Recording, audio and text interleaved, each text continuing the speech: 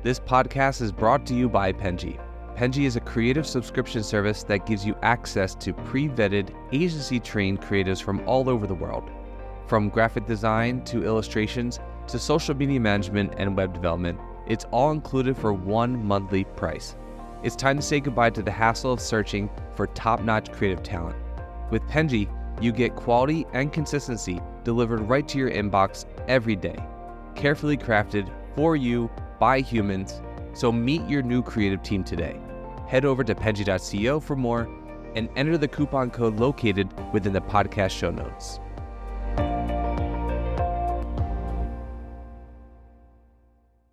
Okay, Rahul. So we're going to start by playing a game of two truths and a lie. So can you tell me your two truths and your lie? Okay, in any particular order, so they don't know what the truth is and the lie? Yeah, and I'll try to guess it. Okay, so, all right, so I have three things I'm going to tell you. I'm a former firefighter. I'm from California. My overall goal in life when I was younger was to become a professional soccer player. I'm going to go with the lie being that you are from California. Nope. So the lie is that you're a former firefighter? Yep. I don't know why I thought that would have been true. I was like, he's going to add a fun fact. That's Yeah, what about you? Okay, so my fact. I speak more than one language. I am American and I like to watch anime. I'm going to go American is the lie. Yeah, that's a lie, actually. How did you know? Am I that obvious? Just looking at your eyes. Really? Yeah. Yeah. Well, no, I'm not. I'm a Salvadorian, born and raised, so Very cool. not American. I just feel like a lot of people think that I'm American, and I'm pretty sure I can like pass as someone from the States a lot of times, so that's why I use that as a lie. Awesome. Well, Rahul, welcome to the Fully Managed podcast. Guys, you know what this is about. We talk about marketing, we talk about business, and we assist you guys with your journeys. And you know me, the host, Daniela, and I'm Penji's partnership coordinator. And we have a great episode for today. And we have a great guest, Rahul Aleem. Hi, Rahul. How are you doing? Doing well. Thank you for having me. I'm excited to drop some golden nuggets for everybody who needs to hear it. I'm excited to. Is your name pronounced Rahul or Rahul? Because I don't want to keep butchering it. Both. I respond to both, but the original pronunciation is with the H, Rahul. Rahul. Okay, got it. Good to know. I will try to continue that. So Rahul, to kind of get us started, get the ball rolling, can you tell us about what you do, custom creatives, just the whole shebang, what we got to know? Yeah, there's three parts to what I do. I started back in 2004. I was a former advertising salesperson for a publicly traded company named Realtor.com. Started my agency, in fact, in their parking lot and got my first customer like literally the day I walked out. Then that kind of turned me on to online marketing. I have three units of the business. Number one is our marketing agency where we service like small to medium businesses primarily. We have some outliers with some enterprise accounts here and there. That's where we do like whatever web development, funnel building, advertising, SEO to Google ads, et cetera. Then we have our mentorship program, which is kind of on my name, the GSD, that stands for Get Shit Done. That's where we mentor other agencies.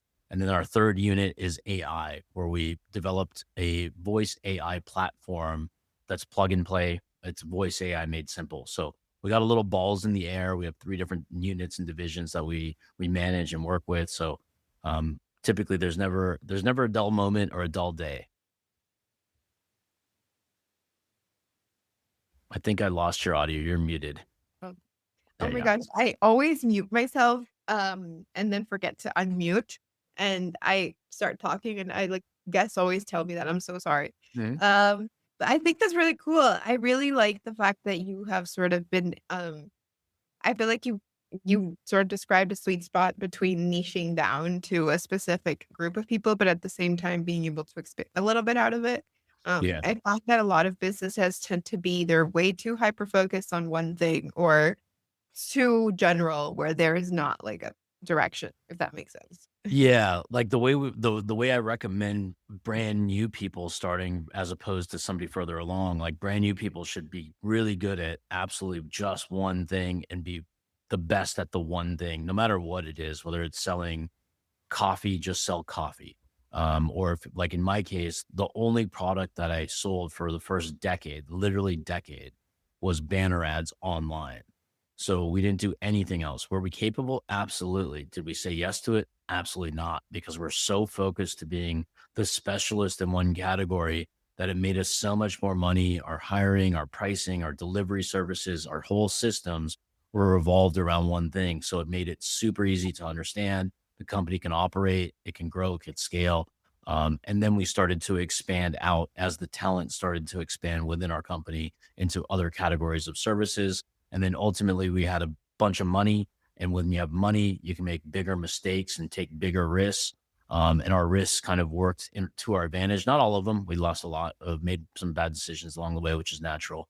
But then we expanded out to different industries, different offerings, different services. But it also comes with challenges as you start to try to solve a dentist's problems and then you Yeah. try to solve a publicly traded company's problems. Can one person have the brain and the wherewithal to understand how to diversify their conversations? That's not always true. So our less sophisticated people stay in the local businesses because those are easier to explain things to. And then when it comes to larger accounts, that's where somebody a little bit more senior has to be able to take the wheel from there. Yeah, it's true. I agree. I think in general, marketing for B2C businesses, any kind of like product related thing is going to be a little bit easier because you understand it from the point of view of just being a normal consumer. Hmm. Um, and like you said, like it's a lot more tangible and digestible to market a local bakery than probably, the B2B software that's going to help with someone's CRM.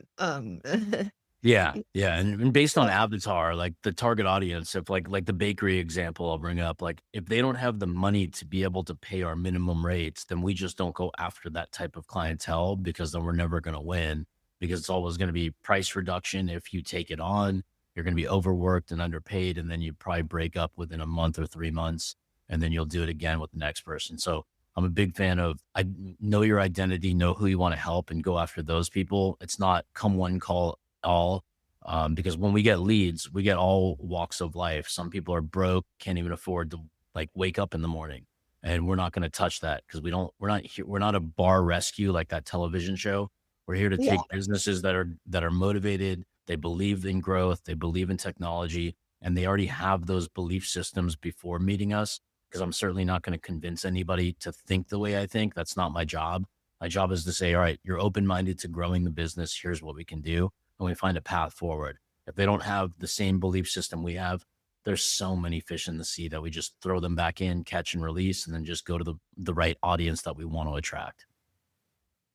I mean, to be fair, I also feel like the likelihood of your local bakery down the street actually looking for a marketing agency is kind of low unless it grows into something like, like a Krispy Kreme of sorts. And a lot of these like small local businesses tend to just do their marketing intuitively based on what they want. So it's obviously not a target audience. I feel like you said that cycle is probably going to be happening if they do reach out for that kind of thing. Yeah, that's going to be like a lower end price point. So it's like somebody selling canned SaaS services for 199 to 497 a month. Those people will probably be able to afford that, but that's just not our particular clientele. We work with in a different capacity. We just don't. It's too much work. We don't like it. We did that in the past. We just kind of uh, fish upstream, if you will.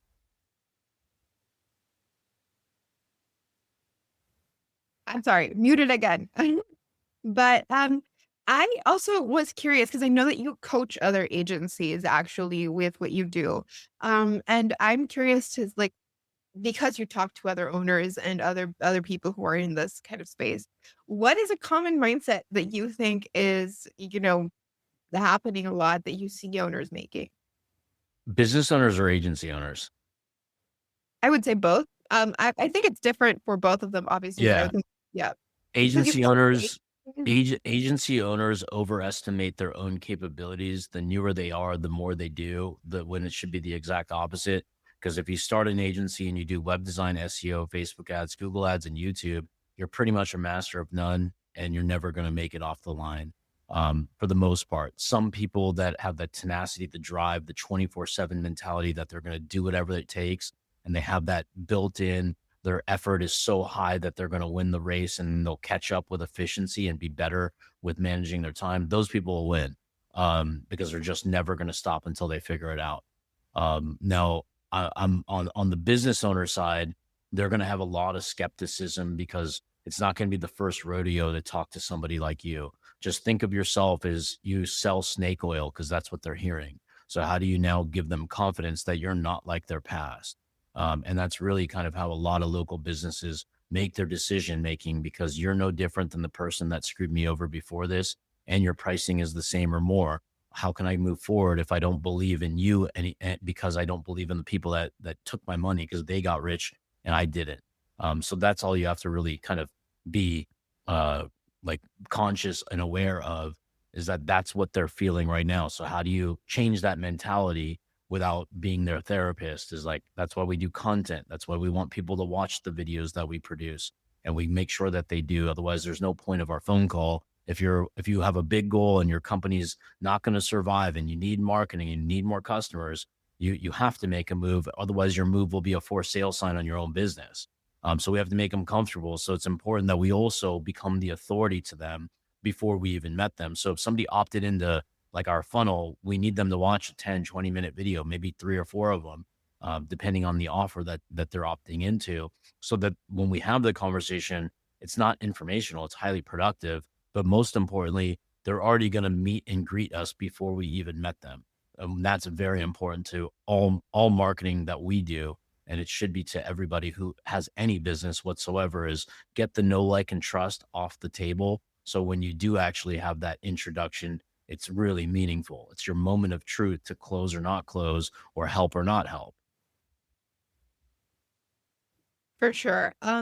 I also wonder how much the agency and just marketing landscape has influenced in changes. Like, because I feel like, in the last few years with technology being so moving so fast, I'm imagining that you as an agency owner have to change what you're recommending people all the time, what you're recommending business owners to do, and at the same time, business owners need to adapt to what their business is going to have to do in order to compete in their industry, in their niche, if that makes sense. Yeah, number one is eliminate shiny object syndrome. They're like, so you don't just start chasing a magic bullet, because that's what object syndrome causes, is that you think something can happen and it really doesn't, because it takes work. This is hard work. This is not a walk in the park. Yeah, you can pay somebody to do it for you, but then you spend your money and you have to put the confidence in that person if you believe in them.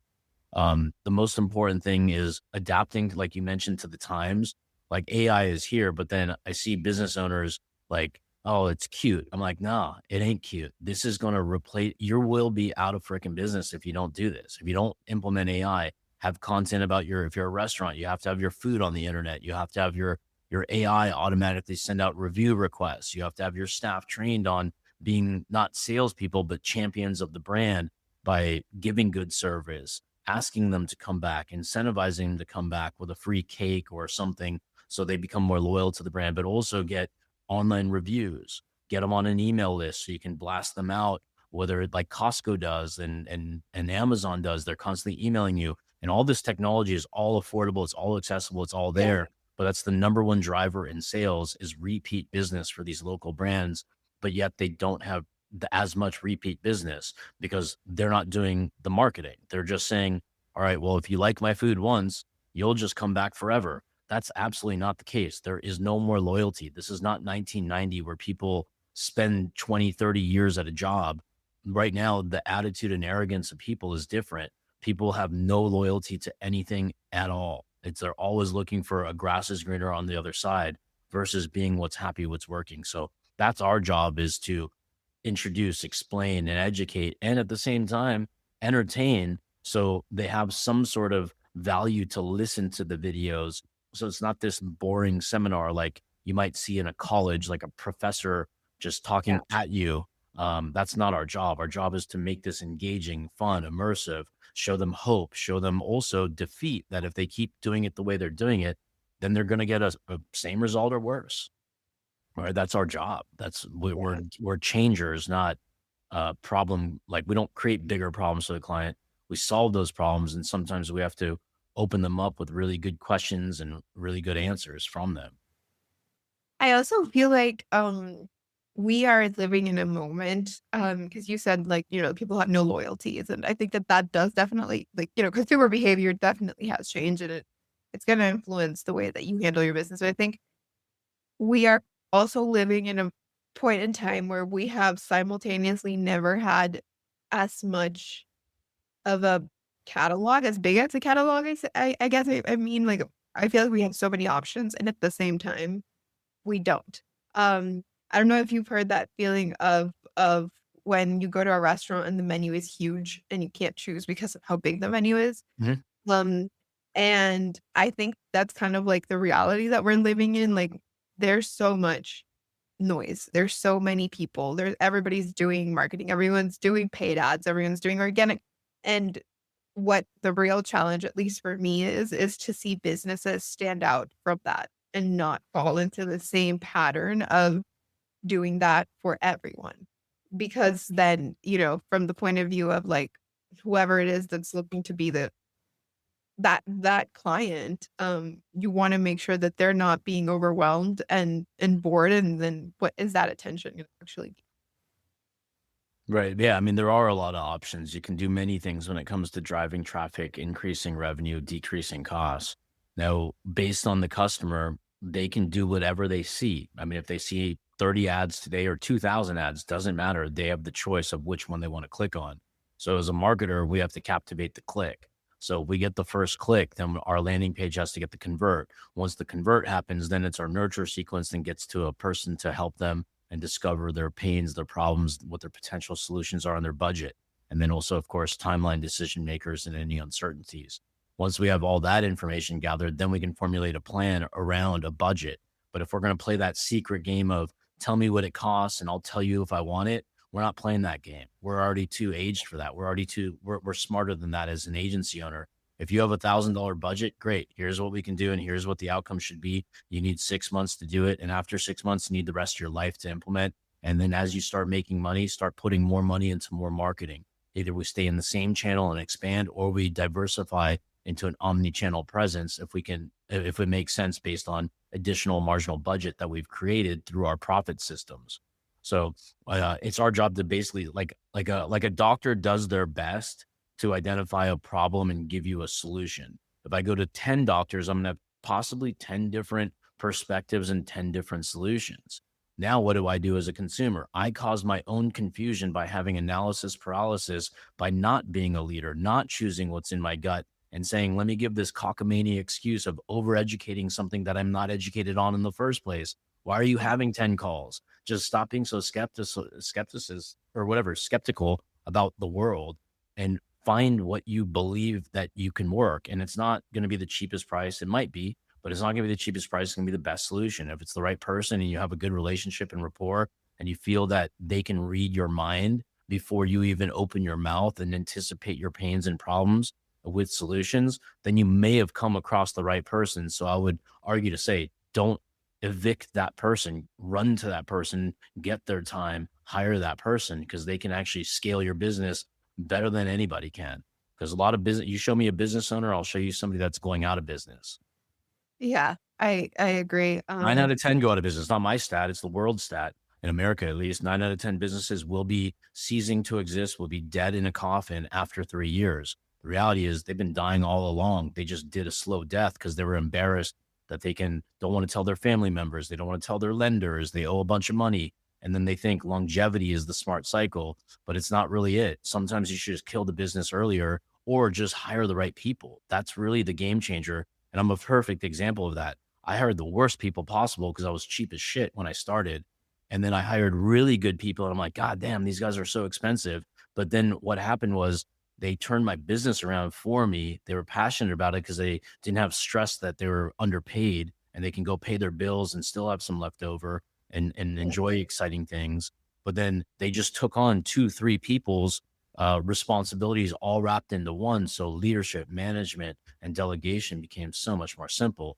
So sometimes you just get the right players on the bus, like that book Good to Great says, and then that could be that turnaround plan. And some people don't have the money to pay them. Then get creative, sell them on your vision, give them a piece of the business or give them a piece of the commission. Yeah, I know. I think like definitely it's if you want long-term success on something, you want to do an investment. If you're not ready to do that investment because of financial reasons, you have to figure out a way to get to that point, or like you said, find other incentives for that person to want to be with you. Yeah. And Um, one question is just like, if you had all the money in the world to grow this business, what would you do? yeah, I think that's also like a really great question because I feel like a lot of times I think it's kind of like a pipe dream to be a business owner, and people think that that's like money is going to be the solution. But if you look at famous rich people who have started businesses and they have still failed, I think you can realize like that being rich and having all of the money available to you and being able to like have a starting point where you're going to have a full staff or whatever doesn't mean that you are going to have a successful business. Yeah. Yeah, I mean, like it's obviously honorable, and I feel for every entrepreneur, like I have massive amounts of admiration, even if it may not sounded that way through this podcast, because I think we have to be wild, we have to be crazy, we have to be tenacious to be in this seat because we eat last. We got to pay everybody first, then you taking the risk that you have enough money left over to survive, and then you have the vision, the growth, the mentality, the hunger, and the determination, along with the smarts to grow smarter. So the longer you work, you become much more efficient. Then you Yeah. become wiser. Then you start plugging in efficient tools. For example, let me go back and reverse to AI. Like before I had to write blogs, I had to write Facebook posts, YouTube descriptions, and all this stuff. Then I paid somebody, a copywriter, as we call it, right? Then the copywriter would write this shit. Then my workload didn't change very much because then I'd have to review it. Then I'd have to edit it. Then we'd have to go back and forth. So I'm like, I'm in no better position time wise. I know that I got the bulk of it done by somebody else that I would have ordinarily skipped over and never had the content, which is appreciative, but then my time is still sucked up. But now I just type in a prompt into ChatGPT. It spits it out faster, better. In fact, it's within 7 to 10 seconds. I can review it real time. I can edit and polish it real time. I can batch create 30, 40 pieces of content all in a matter of an hour without talking to anybody. And it's going to be better than somebody else can possibly do because my AI knows me and learns me and really is starting to become smart as me or better, which is the goal where I'm never going to be able to get that, or I don't want to say never. I'm not going to be able to get that out of somebody in this remote world that we live in. They'd have to be Yeah. planted on their ass to my right, listen to me, understand me, interview me, document me, and then they'll be able to read my mind of what I'm doing and thinking because I am an entrepreneur. I am wild. I am fucking crazy. So it's hard for somebody to get a read on me, but AI does it. So why would I talk to a human when I can just talk to AI? I'll use the humans for all more appropriate positions like project management, customer charisma, outreach, etc., and make the customers feel like they're the only person on earth that we care about. And that's extremely important to develop those relationships so the customers stay longer, they're happier, we get to know their business just like our employees know our business, because that's the whole point of it is to help and grow and scale and turn somebody who would ordinarily do 100 grand in a year to do 1 million in a year. That would change their life, change their family, change their happiness. Heck, it might even keep them married longer.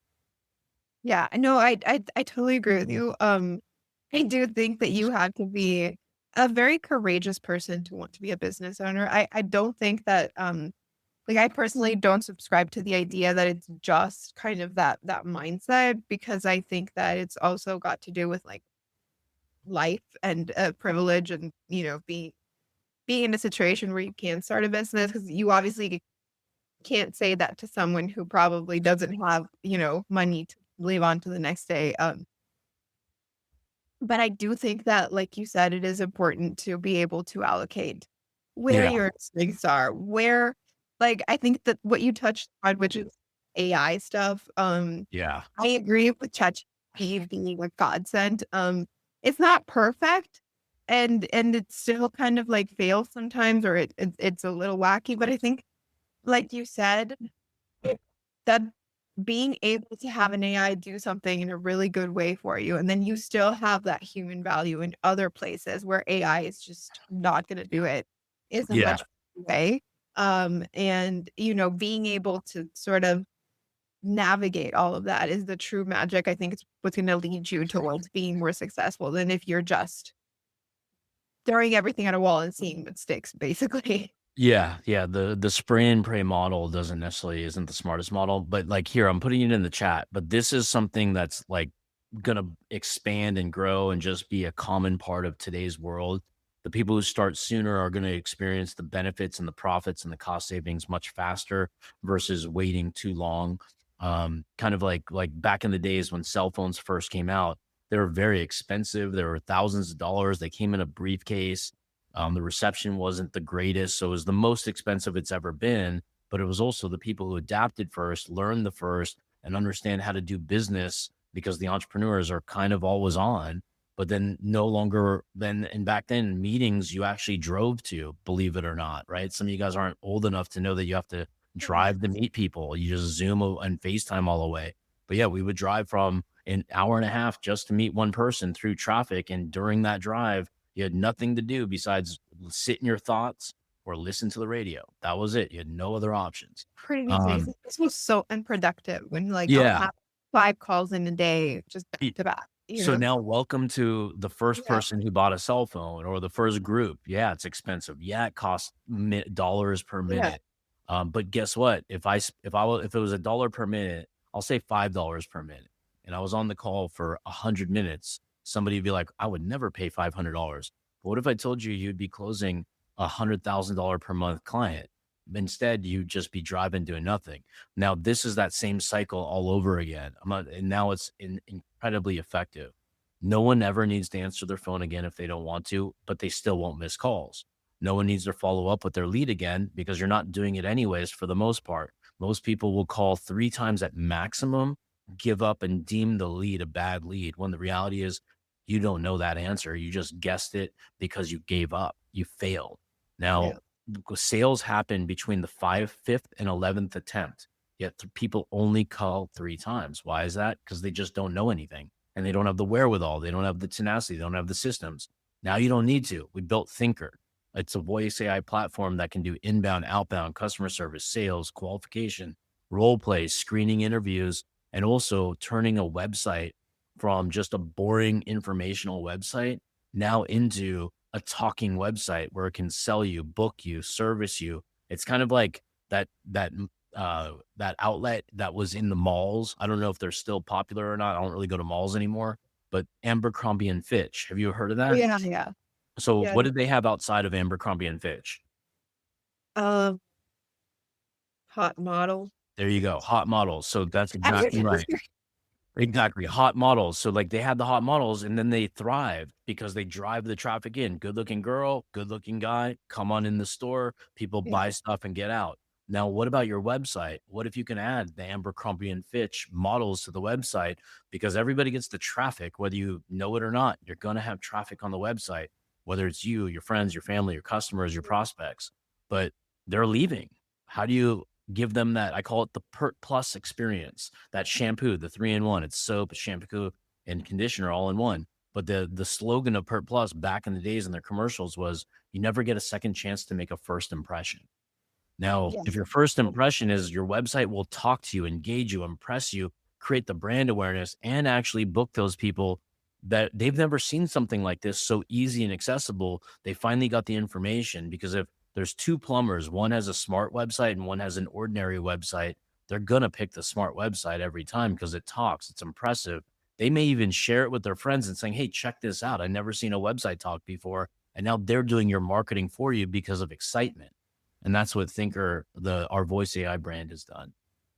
I think what happens is also like you mentioned something really interesting, which is that like you only have very like that one opportunity to do a first impression. I feel like that's true for so many things. Like if you've ever kind of had an HR type of conversation about CVs and stuff, they always tell you to like make sure that your CV is going to stand out within those first 5 seconds because like recruiters are only going to look at it for those 5 seconds, right? So it's like the same kind of concept I feel to having your website, your company. It's like that's your resume. That's what you're presenting to your customer and they're going to take a look for 10 seconds and decide whether or not they want to snoop right? If they want to keep looking and if you can't grab that person's attention within those first I don't want to say seconds, but I just mean like, like that initial attention is going to really be something that's going to influence how that person is going to continue to interact with your content Mhm. and your website, your business. I also think there's a lot to say to because I feel like I've seen a lot of business owners, especially with creative stuff, become very kind of ingrained in the artistic part of it and like they'll make like very sort of beautiful, aesthetically pleasing things, but they're empty or they're difficult to understand. Like they're a little bit too complicated for that ideal customer. And so I think like being able to build that spot where you are innovative and exciting, but also easy to understand is like probably what everybody should be aiming for. Yeah, I mean, whatever gets them through the funnel, each business is different. Pretty is one thing, cool, it looks good, but then you just need to get the conversions. Restaurants that are backed by VC groups will have beautiful websites and it makes an impression, but they also attract the clientele because they're in a prime location, spend money, get their clientele so they'll never go out of business and they have the money to do so. Then for the rest of us, we have to be very efficient on focusing on what problems do we actually solve for our customers and position that on our marketing messages, whether it be a website, in-store, emails, text messages, online reviews, leveraging technology that's in front of everybody's nose, like voice AI, or even ChatGPT, because it's all a matter of if you're going to be negligent to knowing what's around you and available to you and accessible, then that's just a decision. It's a choice to kind of put your head in the sand and not really look at the world as an opportunity that we can grow and scale from a business mindset, because everything's accessible. That person that does social media, if you can't afford it, ChatGPT. If you need review management, you can probably buy a review software that every customer that comes in your door, or no matter what business it is, there's a review message that goes out so you have an opportunity to get a 5-star. Because what if 80% of people trust online reviews as if it's a personal recommendation from a friend? Why on earth wouldn't we make that a high focal point of our core marketing if you're a brick and mortar local business that relies on local traffic? It'd be stupid not to do it, quite frankly, to just deny the world of reviews because that's the only reason people buy shit. It's literally the reviews. I don't even care. I Google, I'll look at a review of a restaurant. I'll look at a review on Amazon. I'll look at a review. Everywhere's reviews, right? No, it's true. Like, like Amazon and Temu and all these are sort of like big e-com things that are coming up. The only reason that I purchase products is because I have seen a review and someone is telling me that it is good. We just bought light bulbs for the bathroom based off 4.7 thousand reviews, 4.6, as opposed to 131 reviews and a 4.9.